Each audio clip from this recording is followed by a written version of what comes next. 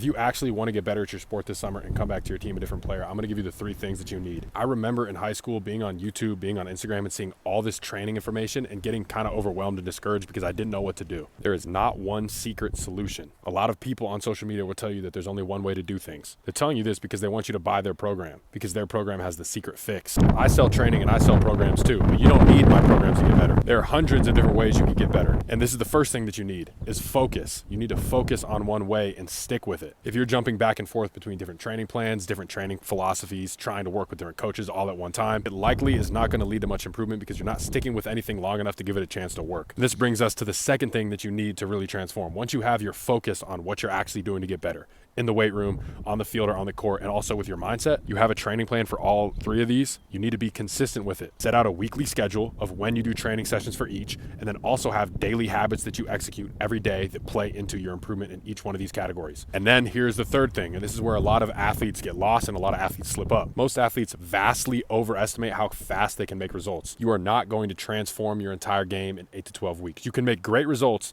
but it's not going to be mind-blowing. Now, in a couple years of good, consistent training, you can absolutely transform your game, but not in a 12-week program. It can get you on the right track though. And that's what the third thing is patience. If you have the ability to continue working hard, continue to have focus and being consistent, even when you're discouraged at the lack of results you might be seeing, that is why most athletes do not totally transform their game and their athleticism, because they do not have the internal discipline and patience to stick with something for that long after not seeing results as fast as they want to see them. So focus, consistency, and patience. If you apply those 3 to your training, I guarantee you'll transform your game. I can't guarantee you when, but I can guarantee that you will eventually, because you have the character qualities to make it happen. Keep working.